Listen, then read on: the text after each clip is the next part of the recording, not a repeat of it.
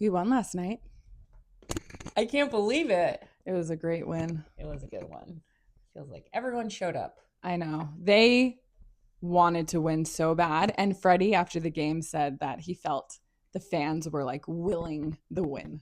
Oh, I love that I they know. felt that. I know. That's our goal. And Scooble said, I love how he mentioned that fans were there even before the game started. Okay, what are your thoughts on what he said about wanting to go back? Do you think it was too soon to have that convo? We probably should have pinned it. Yeah.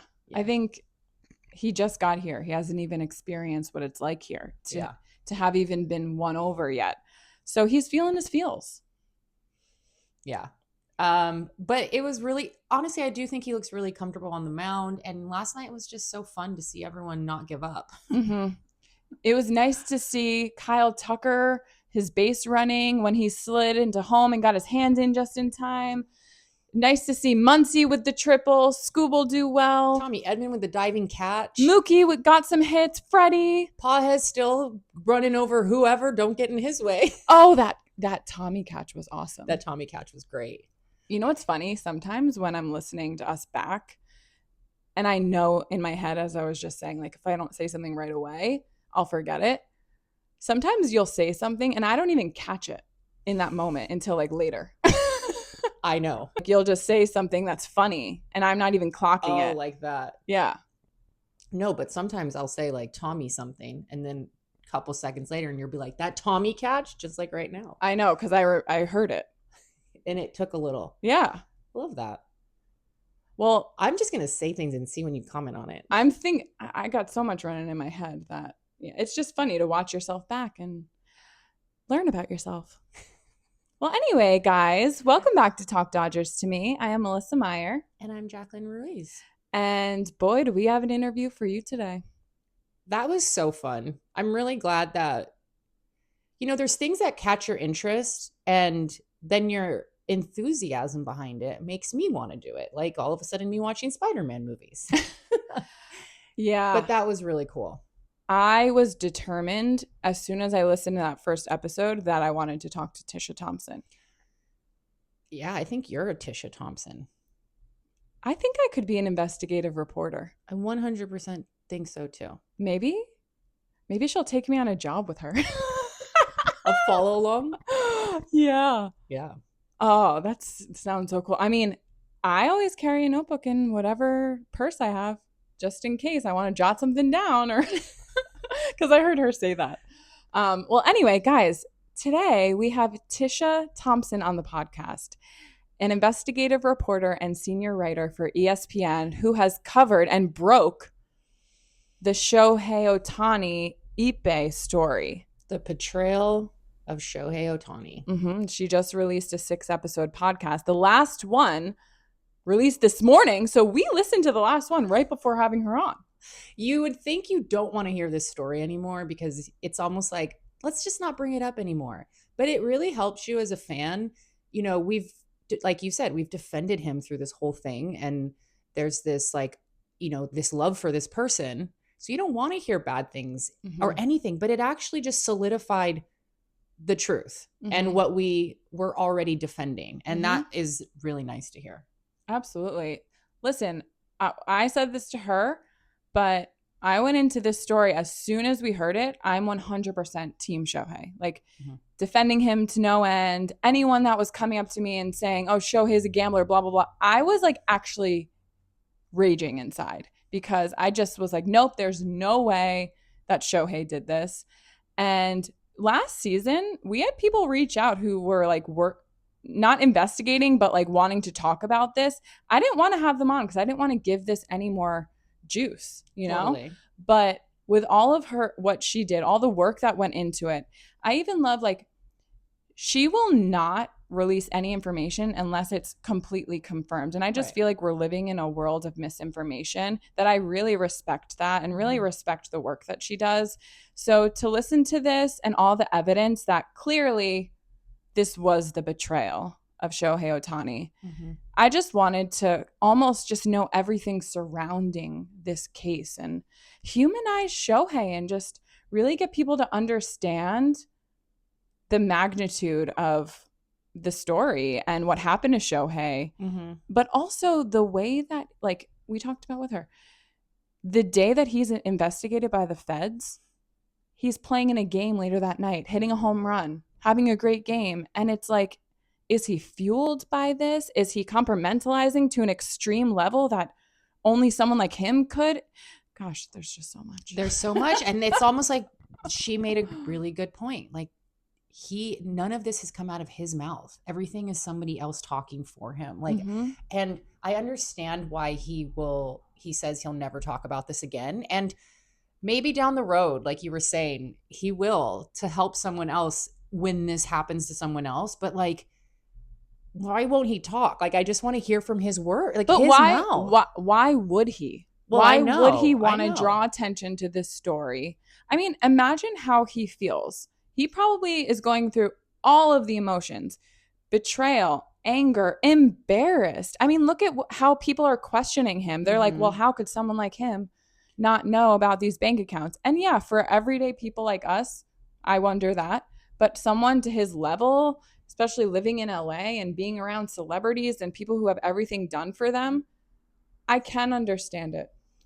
No, I know. And that's what's really sad is his team. It was more than just Ippei. Like, no one else, none of it was a red flag. And yeah, you feel bad for Shohei. And then you also know the culture that they come from, where it is very like, it's probably, I'm sure even more so the people in his corner in Japan are like, how did you not know that this guy was not trustworthy? And he's probably like, oh, I'm sorry. I was just, hitting 50 home runs and stealing 50 bases. And also like, I'm like, this wasn't, I'm just walking decoy, like, type of thing. But it's crazy to even think about Ippei when he gets out. Like, he will probably be deported. And a lot of these people, he's already kind of been disappeared from a lot of things in Japan. And like, the culture is insane. It's pretty crazy. And so, yeah, for Shohei, he probably got so much of just like, are you dumb? Yeah. So I'm sure he's feeling all those feels. Did we tell them too much? Nah. No, we're just sharing our thoughts. Yeah, it's our thoughts. There's so much more. And she, sometimes you don't want someone to repeat what you just listened to. And I'm like, okay, I won't, this. She doesn't. She really just gives the nuggets on top of it to where you guys are going to listen to this now and really be like, whoa. Because I'm now excited to listen to it again, to just now know, like, and pick up on things. The music. I know. Guys, she has little Easter eggs in all of it, which is so you. I know. Oh, I just love it. That is great. So please enjoy our interview with Tisha Thompson.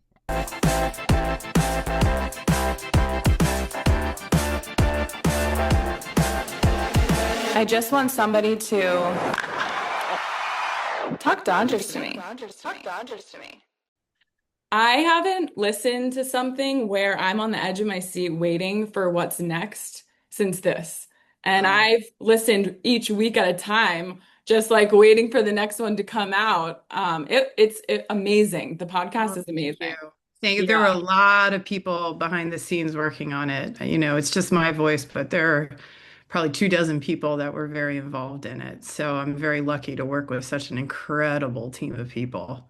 Yeah, well, you named them all at the end, and that even made me curious of how many people go into something like this. Yeah, it's a lot of people. I work with Elaine Tang, who you hear in episode 1, and then there's a couple of other people in the investigative unit that I work very closely with day in and day out. Mike Drago, Chris Buckle, that's the investigative unit. But then we have the podcast producers, Carrie Ann Thomas and Max Green. And then Preeti Varathan and Gus Navarro are part of the 30 for 30 podcasting group. And that's kind of the core group. And then we had some extra bodies who really gave us incredible expertise. We brought in an expert on Japan, a reporter who works in the United States, but, is Japanese. And and then the sound designer, John Delore, he's just a spectacular sound engineer. And that music, I love the music. I don't know if you heard the hints of 90s hip hop in the music. If you ever listen to it again, there's a lot going on in the music that you learn about. We're really leaning into what Ippei really enjoyed growing up, and I've listened to a lot of Japanese hip hop in the last couple of years, as you can Wow, I imagine. know. Yeah. I know. It was So so yeah, the interesting to hear that music's he got a listened lot to going on in it. Yeah. Yeah. that he Actually, the listened. first time I've talked to anybody about that. Nobody's asked me about any of the actual making of the podcast. So Well, I love when things are so intentionally done. And to yeah. even hear that from you, I know I'm already going to listen to it all again. Yeah, But I now I mean, will listen to it and listen to the music specific. yeah. One of the things I enjoy when I read books is foreshadowing, or, you're dropping Easter eggs in Hmm. your storytelling. And, I knew that baseball cards were going to be very, very important. And other things like that. That watch, I saw that on the search warrant inventory very beginning, and there I am on the golf course, and I look over and I'm like, wait a second, that's the watch. He's wearing the watch. And he let me take a picture of it. It's on my Instagram. So it's things like that. Like in the first episode, there's a lot of sort of like random details, so much so that people who weren't as familiar with the investigation were trying to cut it, for time. Like, well, we don't really need this. This is too in the weeds. I'm like, trust me, these weeds actually really matter. We really are going to want the level of detail here. So I'm Wow. glad, I'm glad it worked. I'm glad it worked. Okay, well, there is so much to get into, Yeah, yeah. Here, I'm here but for let me you. You tell introduce me you what you to need. our guest, Tisha Thompson. Welcome to Talk Dodgers to me. Thank you so Yeah, much for joining us today. thank you for having me. I've watched your show, so I'm You excited. have? Aw. Of course, Aw, of thank you. course. Well, we know Dodger fans are already tuning into the podcast because we've been talking about it in the last couple of weeks. Yeah, I wake up and she goes, Jack, don't be mad. I was up all night. She goes, I pressed play on episode 1 and she told me, and I was like, oh no. Cause like I know how her brain works. And she was like, you need to go listen like ASAP. Like we're Oh, definitely having her on. Like I'm gonna email her. Like this is crazy. And I was like, okay. And it is, it's very addicting. It's nice to just you almost get drifted away into this world where I would go to watch a game and I'm almost looking at Ohtani like, man, you're really going through a lot right now, man. And then I'm yeah, like, oh, wait, that's yeah. already passed. It's okay now. But it's so crazy how it You immerses you do you right back in. remember? Do you remember watching the Giants series and now realizing that he had been in front of federal investigators those days? It I blows mean, my mind. he didn't give it away to anybody. I It's don't think anybody really knew. I mean, there must have been people who knew, but yeah, he played against the Giants like no big deal. And he had been, you know, heavily interviewed by federal agents for 2 days during that series. We talk so much about the Dodgers and their mindset and their trust the process, one day at a time, turn the page. He has it on another level Oh where yeah. I almost wonder if he turned this into, all right, his next goal or a list to add to his goals of like ways to just dim this story down so far with all of his accolades that people will start to forget. And when he has a season like that, I mean, people really do. You really do forget, my colleague Alden Gonzalez, who is one of our national baseball reporters, but covers the Angels and the Dodgers pretty regularly. We interviewed him and we did this great interview with him, and a lot of it's in the podcast. But one of the things that didn't make the podcast that I really keep thinking about is how, in the beginning, when Shohei was first with the Angels at spring training, his first season, he didn't play great right away. It took him a minute. And Alden said that there was a reporter, I wasn't there, but Alden was there. He said there was a reporter that was sort of like, hey, like you're not playing so great. And it was the first hint that Shohei didn't like the question. And Alden tells the story of how Shohei turned around and played probably one of the best games Alden's ever seen. And Alden has seen a lot of baseball. And I think about that because when you think back to 2024, he's been accused of something. Shohei Ohtani has been accused of something, and nobody wants to believe him. Or I shouldn't say nobody, but there are a lot of people that were questioning him. So what does he go and do? He turns around and breaks the 50-50 record. Then he goes with the Dodgers. I mean, he didn't do it alone, wins the World Series. And so as Ippei is being sentenced and is going to prison, It's not good enough. What does Shohei go do again? He goes and wins another World Series, right? So it is, I find episode 6 of the podcast fascinating because Shohei's response is not to crumble. Hmm. So many athletes, I mean, I'm talking top flight athletes, would have crumbled under the kind of pressure that he was under, that kind of scrutiny. Very few people know what it's like to be an elite athlete and be interviewed by federal investigators. I mean, that's got to Mhm. be a nerve-wracking, even if you're innocent, Yeah. it's a nerve-wracking Yeah. experience, right? And he didn't crumble. The two games that he played against the Giants during that series when he was being interviewed by the investigators, they're not his greatest games. Hmm. His performances, ironic. We argued about this a little bit at He just hit ESPN. one home run and a double, I think, that Yeah, first like game. for any other No player, big it was deal. amazing. But for Shohei Ohtani, it was okay. So Yeah. yeah, he still hit a home run, right? Yeah. See, It's I have a incredible. psychology background and I just love learning about why people are the way they are. Yeah. And I'm curious about Shohei.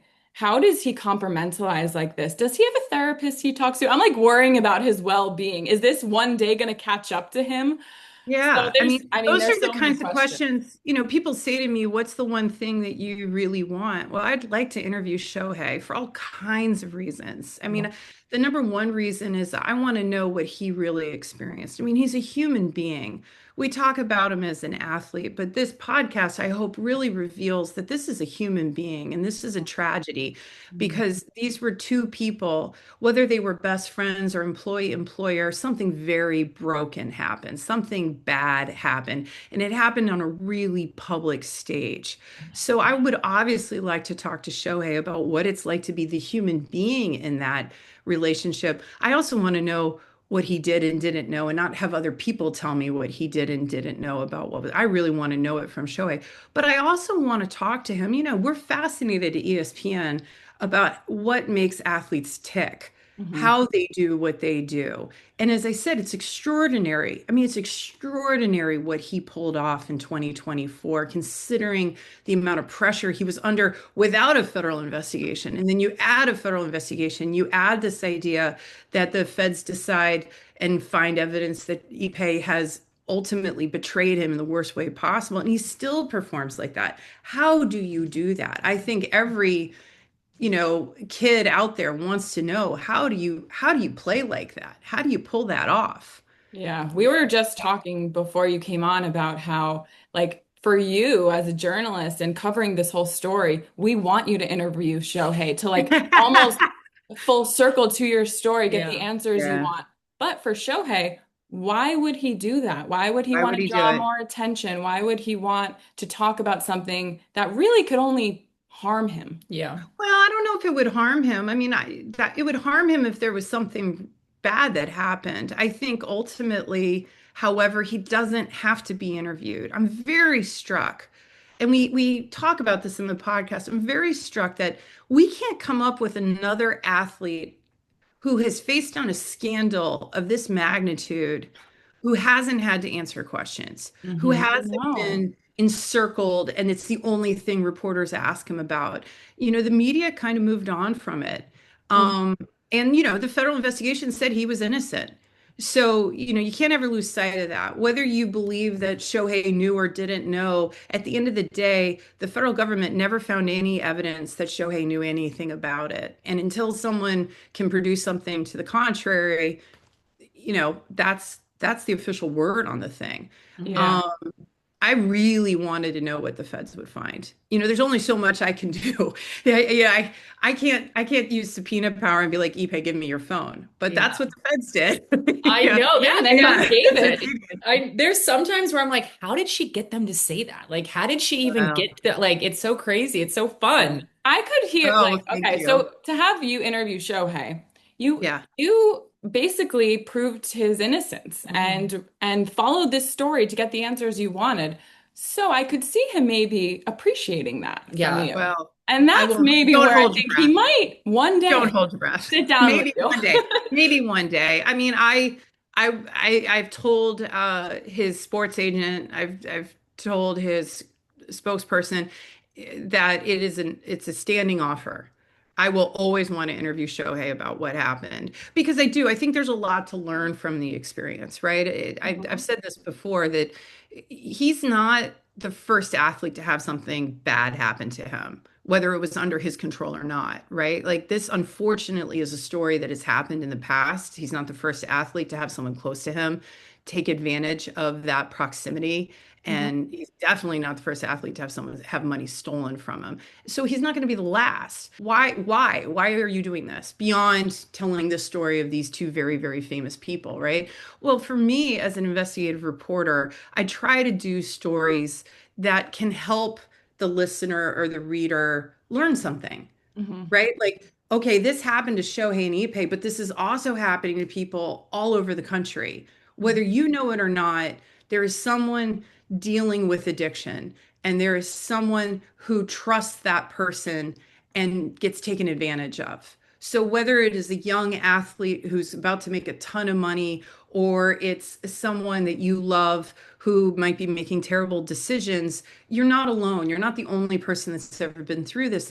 And whether you make good decisions or not, that's not my job. What I'm hoping I can do is tell you this story, tell you what you need to know so you can go out with as much information as you can when you go make your decisions. A lot of people ask me about sports betting. Where do I fall on sports betting? I've seen a lot. And there's a large segment of the population that can handle it. And then there is a chunk that can't. And what I try to do is tell those stories so Mhm. that fans and people who are trying to make decisions know what's going on out there so they can make the best decisions. Were you always naturally curious, or what led you to become an investigative reporter? I it's interesting you say that. I was just thinking about this yesterday. I think I'm a very curious person. I read like 3 or 4 newspapers a day in addition to what's on ESPN's website. Got to keep up with ESPN, obviously. Of course. Um, I don't read every article to the end, but I try to really get an understanding of what's going on out there in the world. I really am interested in people's stories. I I would much prefer to be asking you questions right now and talking about myself. This is very uncomfortable for me. I would much more interested in, Well, you're great at it. well, thank you. It makes me very uncomfortable. But I mean, truly, I, nobody is all good or all bad. We're complicated people and we don't just make decisions out of the blue. We all have a story. I mean, I say that we've all got a story and I'm ready to listen. And I do. I'm sincerely interested in what people have to say. I try very hard not to come with any preset judgment or agenda. I Mhm. really because the thing I've learned over the years is the story is not going to go the way you think it's going to go. And if this is not the perfect example, but I think it's important to say, obviously, it had a very strange twist, one of the strangest twists of my career, but we were ready for it. We had thought through all the possibilities.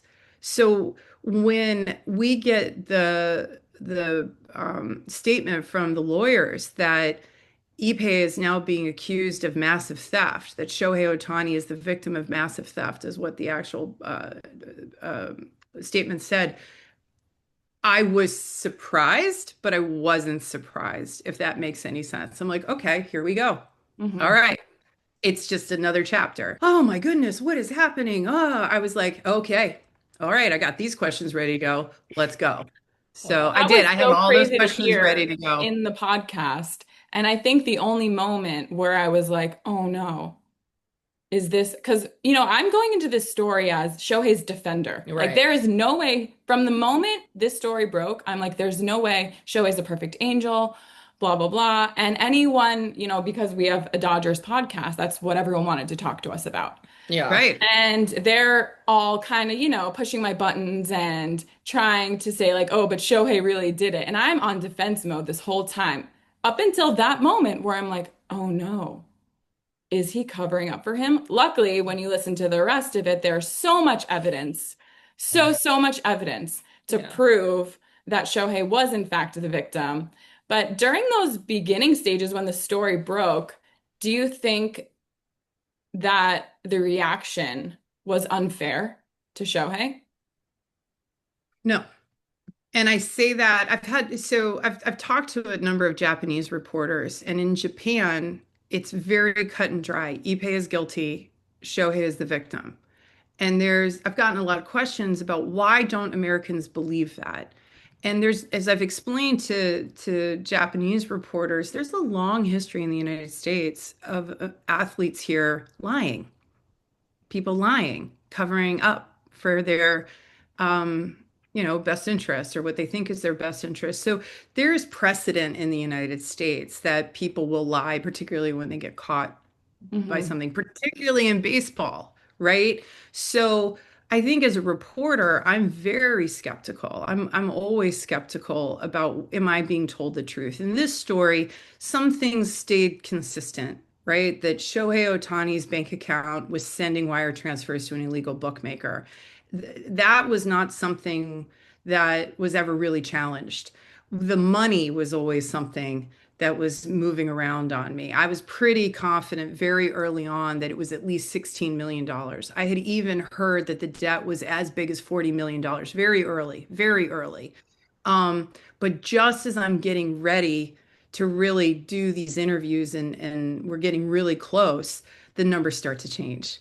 And it's 4.5 million because that's all the feds know about, right? So it's not that people were lying, it's just information was fluid, right? And so then you do this interview with Ippei, and he says he lied, but it's unclear exactly what he lied about. He says, "Yes, I lied to you, Tisha. Yes, I lied to Shohei." But there's a couple of things, if you listen to episode 2, there's a couple of things that he stands firm on Hmm. and doesn't recant. And so it's the places, it's that liminal space, it's the margins around what he says that I think really introduces a ton of skepticism, which is why the federal investigation was so important, right? Anyone can lie about anything, but it's hard to cover your tracks when the feds have the tools that they have. And what I really appreciated having the ability to do in the 30 for 30 podcast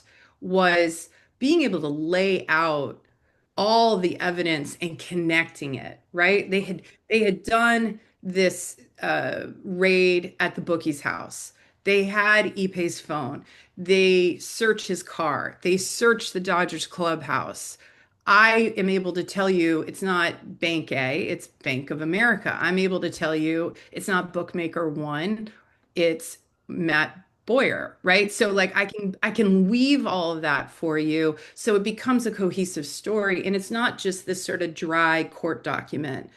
I know that Dodgers fans have followed this from the very beginning, but Mhm. there's a lot of people who read the headline and didn't really understand the sort of like deep relationship that these two men had and why this was such a big deal, I feel like particularly if you're not a Yeah. baseball fan, it right? was almost like us protecting ourselves from like maybe not wanting to know the truth or you know what I mean? Of And just I being think like, that's so common just in our culture. mm-hmm, People read a Yeah. headline, but they're not digging to actually understand it all. mm-hmm, You know what I've been struck by is we say very early in the podcast that whether you thought Ippei was guilty or not really came down to whether you were a Dodgers fan or not in the early days before the federal mm-hmm, investigation came out.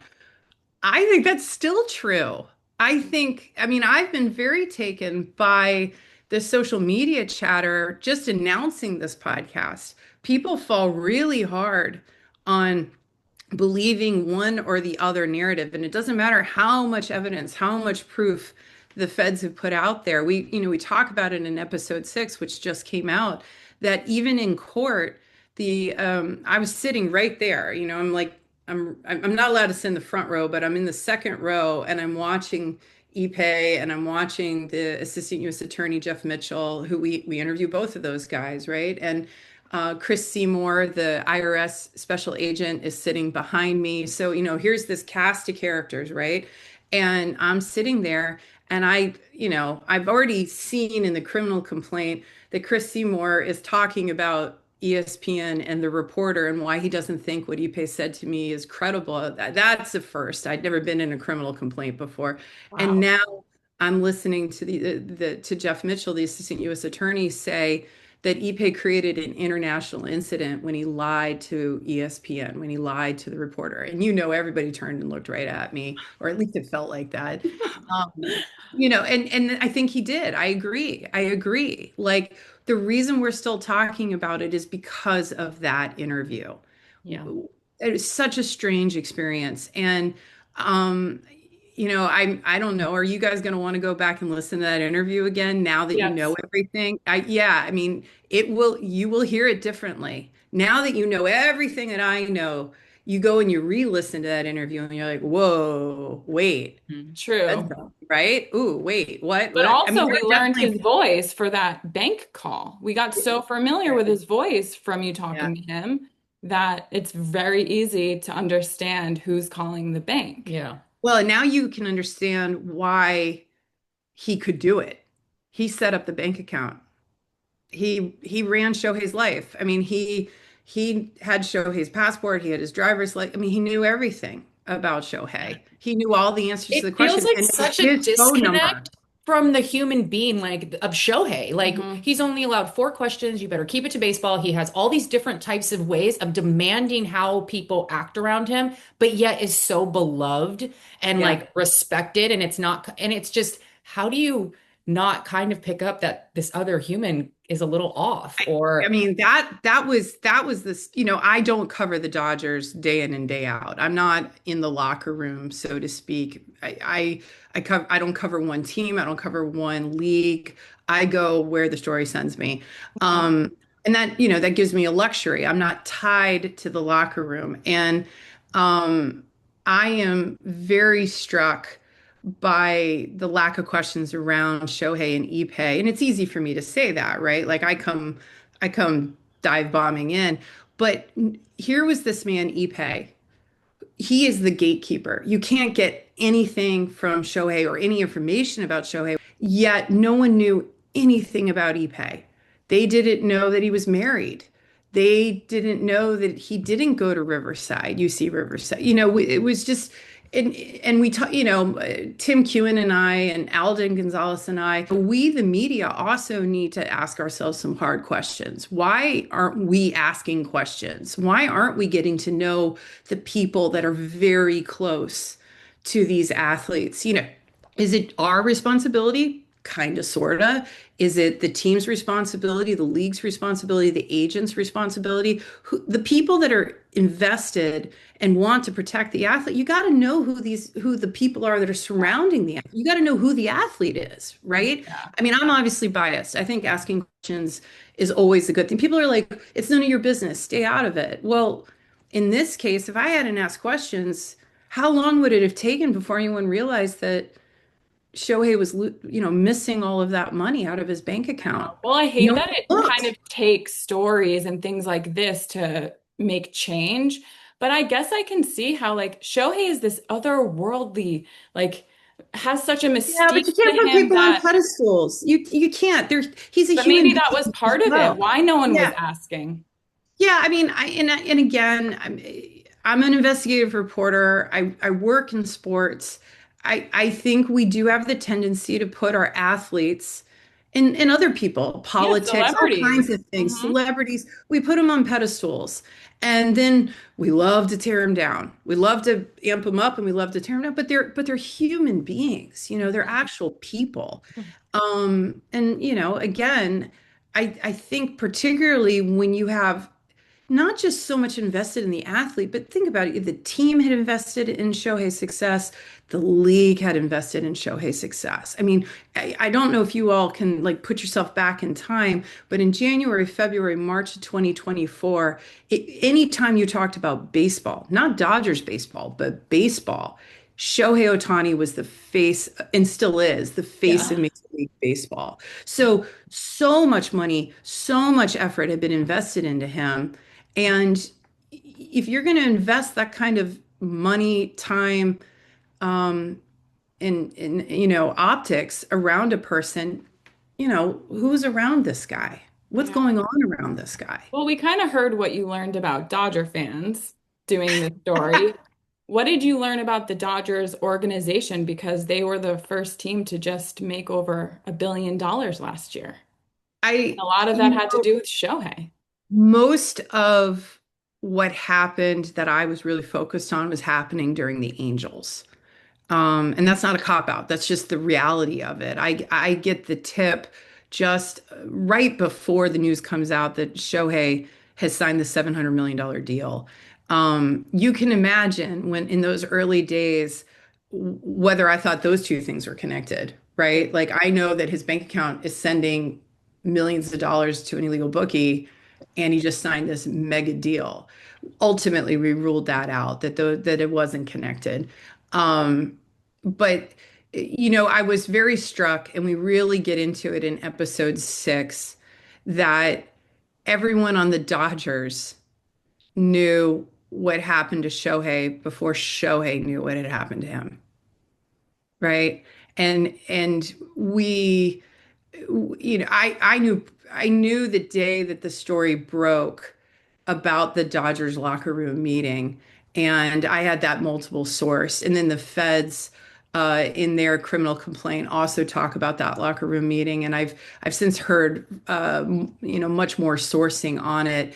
Imagine that I mean, yes, Shohei can speak English. I think what's really important is people are like, well, he can't speak English. Well, he can speak English. What I've been told is that there's so much scrutiny, there's so much attention on him. In Japan, they need to have a news story about Shohei every single day. That's what the Japanese reporters that I worked alongside during this experience have told me, that they are responsible for publishing a story every single day about Shohei Ohtani, whether it be about the dog, whether it be about the baseball and who caught it, whether it be about his wife. We didn't even know he was, going to get married until he told anyone Hmm. him every single day. So when you have that kind of attention on you, and it's not your first language, he wants that interpreter to help him speak perfectly. He doesn't want there to be a mistranslation of his words.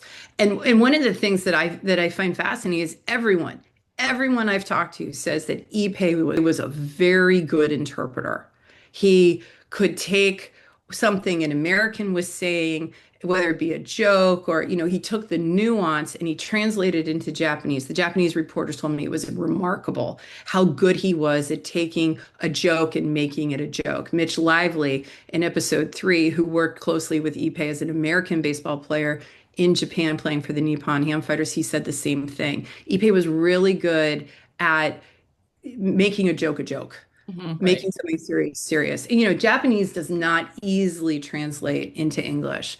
So understanding all of that, Shohei can speak English, but he did never felt comfortable speaking on a public stage. And so that's what makes that 2024 World Series, when he stage and says, "Thank you, Los Angeles." That's a big deal. That's Yeah. really, I think, someone will probably fact check me on this, but I think that's really the first time he speaks publicly in English. I think Now, I think it was, and I was there in yeah, that, and it was, of course, stadium after listening. the Yeah. scandal, right? Hmm. But yeah, so he's sitting in that locker room, and my understanding is that he has enough English to be like, wait, what is going on? But people are talking fast.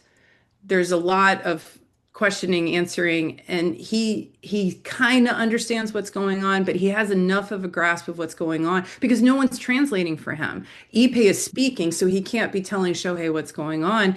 And there's players who get up and are like, wait, what's going on? And the president of the team's there, the owner of the teams. I mean, it's a big deal.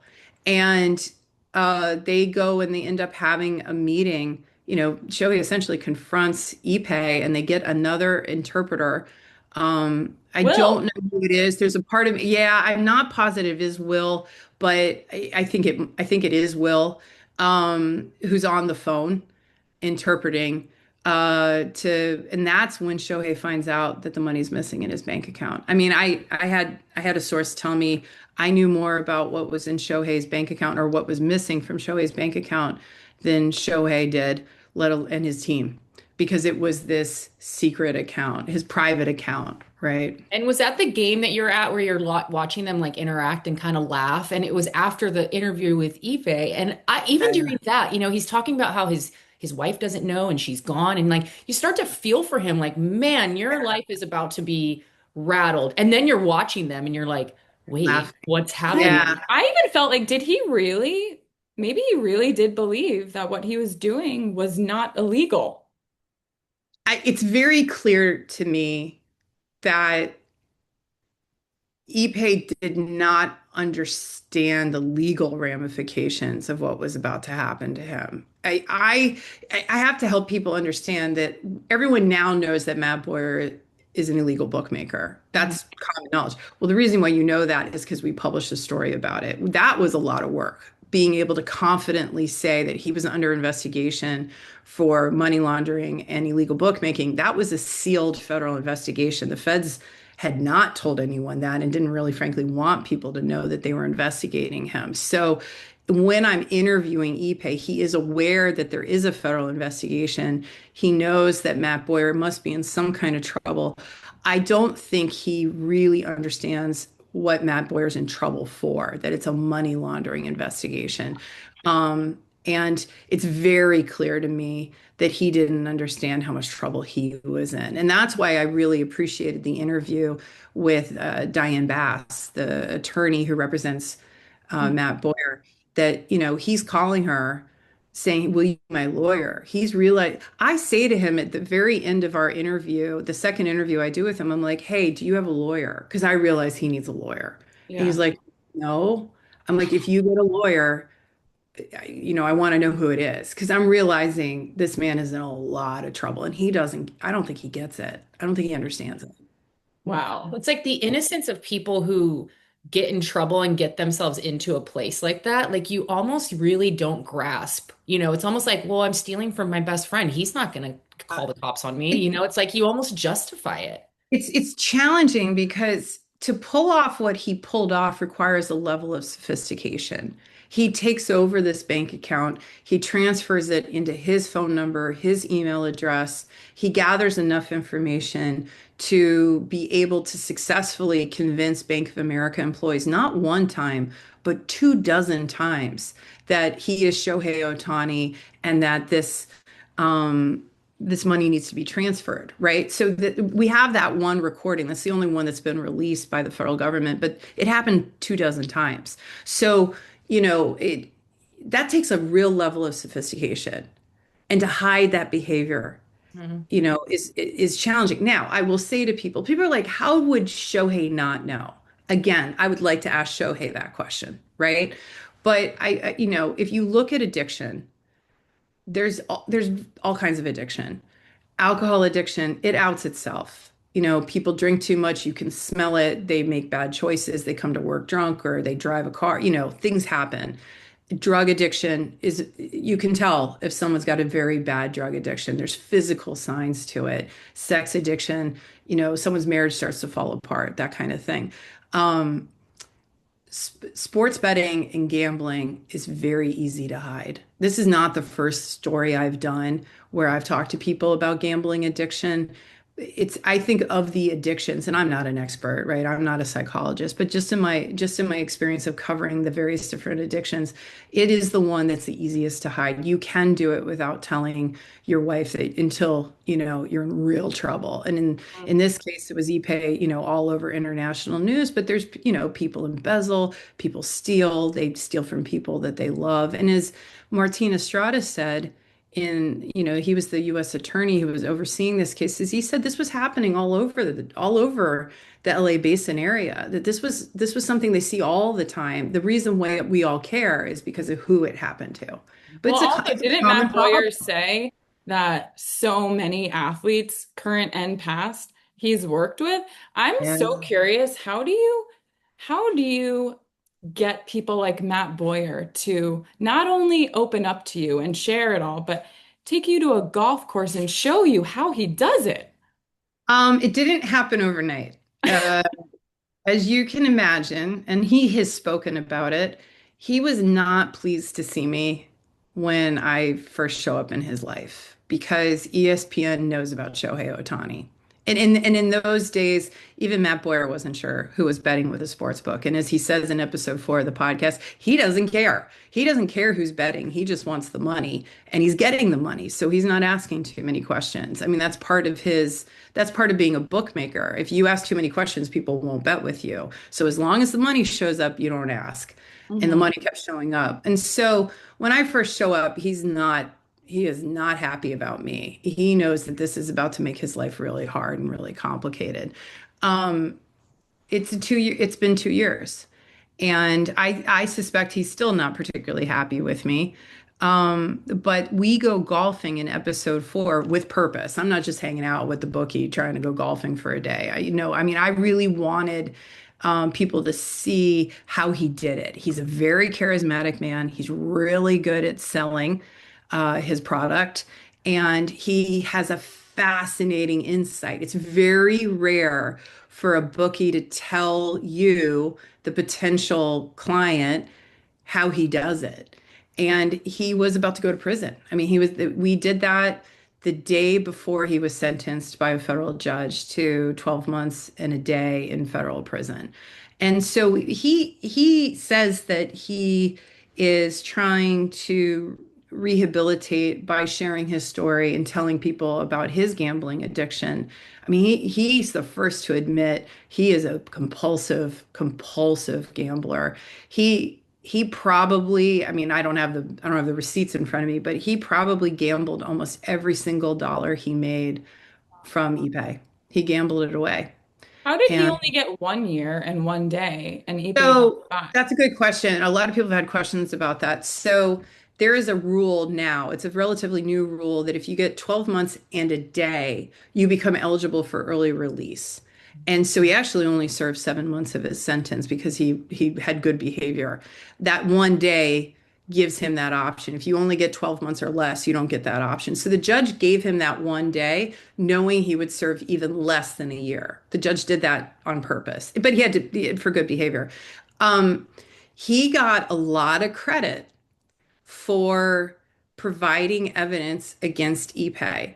So if you're a cooperating witness and you provide evidence in another case, you can get your sentence reduced. There's a complicated formula about points and this many points for this, but you lose points for this. And a lot of sentencing is about calculating the points. And then the judge has the discretion to decide what the ultimate punishment will be. But yeah, Boyer was looking, I think it was about two decades. I mean, in theory, if he hadn't received any credit for cooperating with the government, he could have gone to prison for a long time. You also get credit for pleading guilty. So a reason why a lot of people will plead guilty is instead of looking at 20 years, it Mhm. suddenly greatly reduces your sentencing if you plead guilty. And Yeah. then you get extra points for cooperating. He also, in theory, should have gotten credit for, I mean, the real reason the feds were interested in him was money laundering in Las Vegas casinos. And so all that information that they took out of his house was in service of trying to figure out which casinos were taking his business and were looking the other way. They were supposed to do all this due diligence. And we wrote a story about it last week. There's been a number of casinos and a record number of fines. I think it's up to $34 million in fines that have been paid to Nevada. The Nevada State Gaming Commission has fined a number of casinos that have been essentially accused and have accepted punishment for doing business with Matt Boyer when they should never have been doing any business with Matt Boyer. You're not allowed to, as a casino, you're not allowed to help someone in an illegal business clean their money. You're not supposed to be able to do that. And there's lots and lots of rules about that. And that's what the investigation was about, was the money laundering. He's not the only bookie. There's a number of people. I think it's almost 12 or 15 people that are awaiting sentencing in connection to this whole Wow. investigation. Yeah, it was a big investigation coming out of Southern California. I mean, Yeah. I'm sure the people at the casinos who work that level of money, like they end up kind of getting corrupt and wrapped in on it. Yeah, I mean, I there's know they there's a lot of shouldn't, but I'm journalism out there. sure.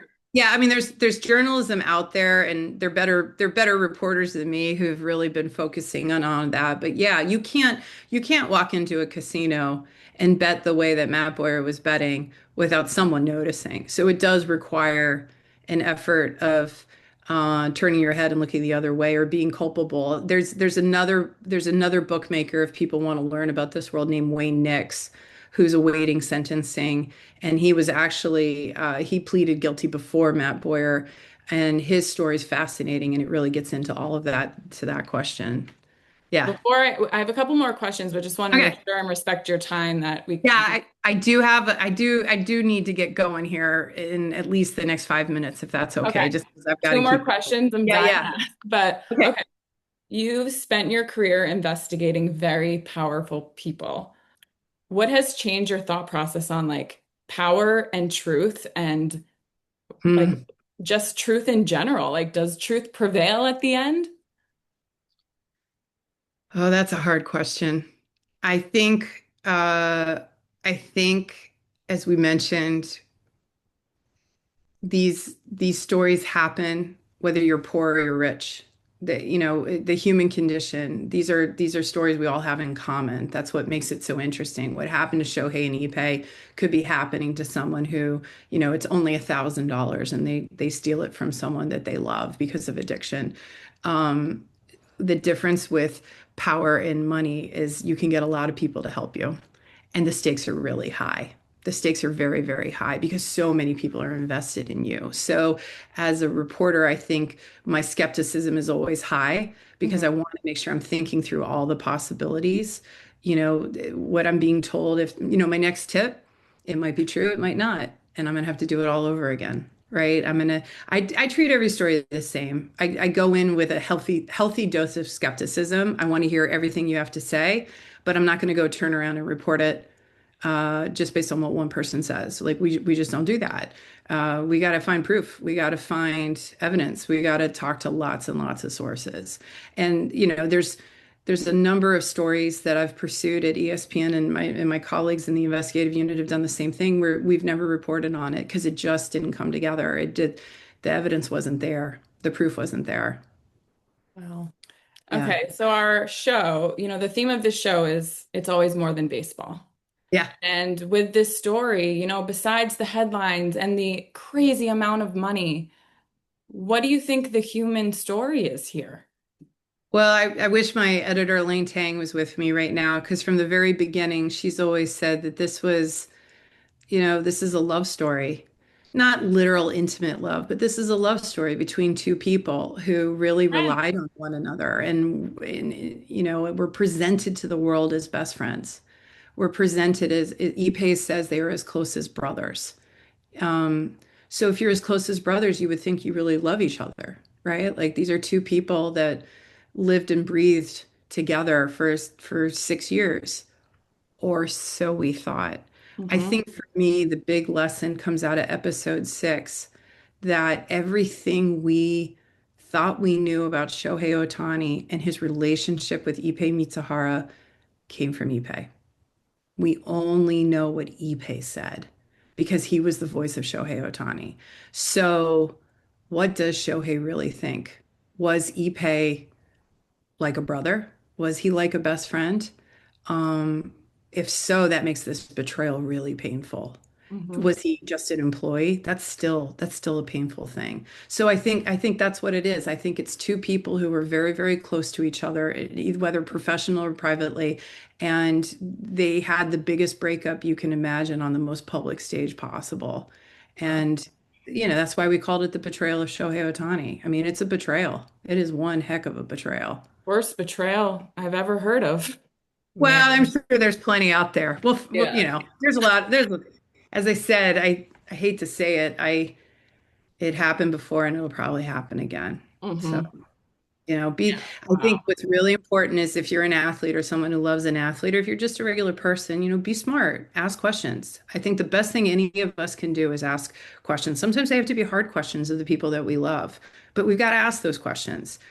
And sometimes we got to save people from themselves, if that makes Yeah. sense, right? Like if you really love someone, if this person really matters to you and you're suspicious that something is going wrong, that sports betting can creep. It can come up real fast and then you're in a whole, I mean, as Ike is the perfect example, you can be in a whole lot of trouble really, really fast. Oh my Wow. gosh. If Oh, if you yeah. have an addiction. A lot of people don't, but if you do, it can go bad really fast.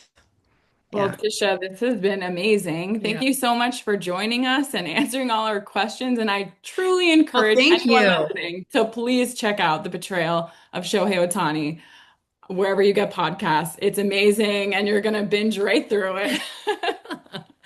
Yeah, I Thank you. mean, Ladies, thank you. It's so nice thank to you for your hear the work female also. perspective, if I may say. I really do. I enjoy watching your show. So thanks for Thank you. doing it. Thank you. Thank you. Keep Yeah. doing what you're doing. I can't wait to see what you got for us next.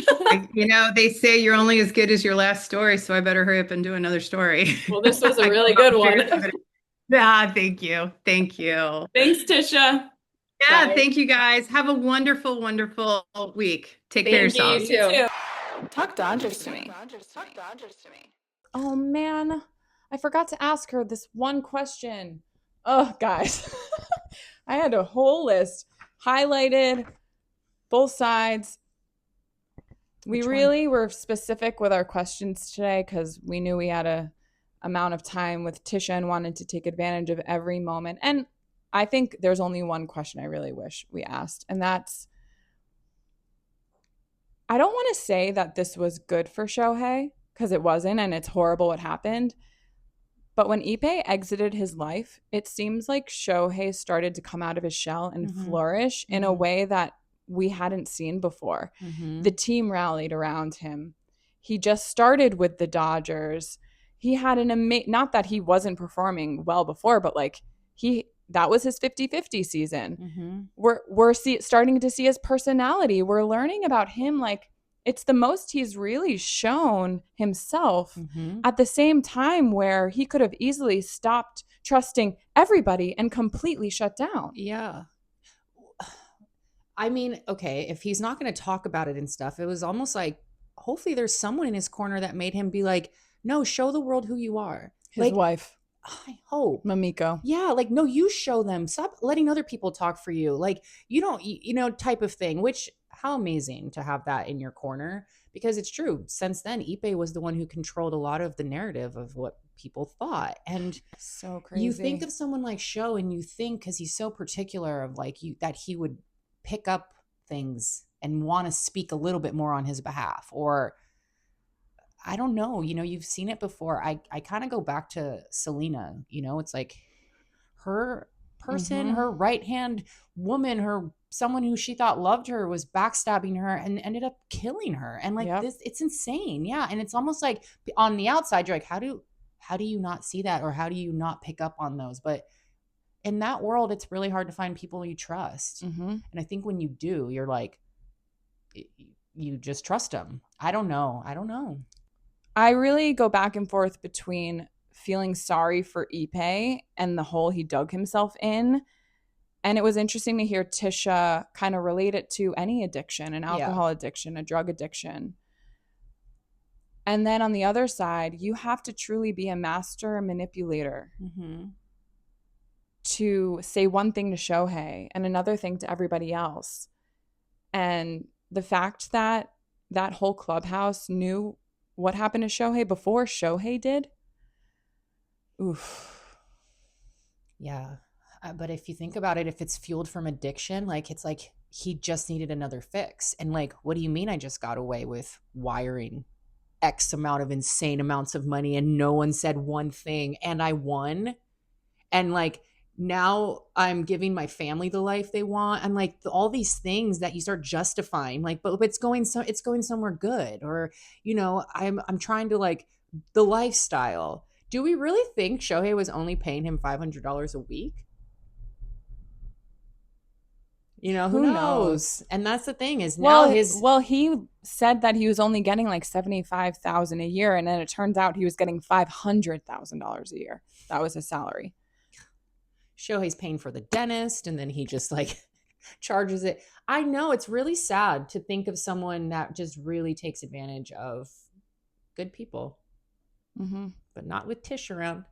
Not with Tisha. Gosh, I really just have so much respect for her and the work she does and the situations she puts herself in to find the truth. I know. I almost want to know what her day-to-day is. What is it like going into the office? Like Do you have like things in front of you and you're like, which And one do all I of her start? sources, I mean, like her life is like a TV show. That's where I'm thinking of just she's sitting in the car, blah, blah, blah. All of a sudden she gets a call from a source with information and then she's writing things down as fast as she could. Or in the podcast, they send her and she has a second to take a picture of what she's being sent before it disappears. It's so crazy. I know. I have so many more questions. Well, she told us she listens to Talk Dodgers to me, which was so nice to hear. So hopefully she'll come back. But was there anything that you wanted to ask that you didn't? Well, I know that she played rugby at Interesting. Rugby was really big in my college. yeah, it was East Coast. What was it? Penn State? No. It was something with it was very prestigious. 1 minute. At Princeton University. I was gonna say Princeton. Oh, that's in New Jersey. Oh, see, of course, I mean. Of course, love New Jersey. Hey, Cindy, miss ya. She just got back from Chicago. She went to a White Sox game that got rained out. Oh, that's fun. But they went for like an inning until they had to leave. Yeah, she just went for the weekend and had a great time. Aw, I love that. She owes me a call, Mom. Cindy. But yeah, so I guess that is like, did that fuel wanting to investigate a lot of sports things? Is that what, I know that she loved, that was her dream. This is her dream job, ESPN. And like, that's really cool. And really cool. Yeah, I guess, but that's more personal, but we can't help but want to know more about the human being. And like, yeah, I think that it's like, are you a baseball fan? Like, yeah, that's the only other one that I really wanted things? to ask. Is it harder knowing the inside of like so many different athletes and how organizations are ran, and you hear this and you hear that, and then you kind of are like, it's really hard. It must be really hard for things not to get tainted a little. Mm-hmm. And guys, she's worked on so many stories that you've heard of, like Trevor Bauer. Mm-hmm. I mean, like I was really following the Olympic gymnast story because I used to be a gymnast, and the Larry Nassar sexually abusing these young girls. I know she hosted a roundtable with them, and really important stories that I just really, really love what she does, and she does a great job at it. And it was just really an honor to have her on, and I hope she comes back on and talks to us again. Yeah. It was cool to even learn about the job. I mean, if you don't know what these people, okay, so it specializes in complex investigations that explore the intersection of sports and power.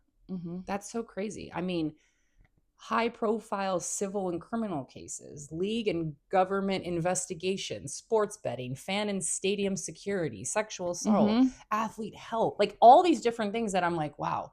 Maybe she can tell us about if Dodger Stadium is ever going to get tailgating again. Yeah, so many other things I'd love to talk to her about. But guys, listen to this podcast. It really is amazing.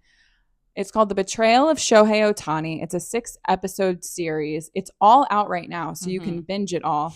But like the point of why I wanted to have her on was really to shut down the narrative that Shohei is the one that gambled. Like, I don't want anyone to think that anymore. And if you listen to all 6 episodes, there is so much evidence to even understand how Ippei, from like early on in high school, being someone interested in sports and baseball cards and stuff like that, you really see how this led to him betraying Shohei and stealing from him.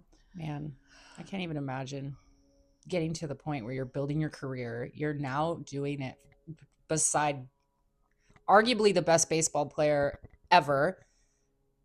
And it's crazy to think that the manipulation in your mind could be setting yourself up to just get close to really big money so that you can gamble. Like, addiction's wild.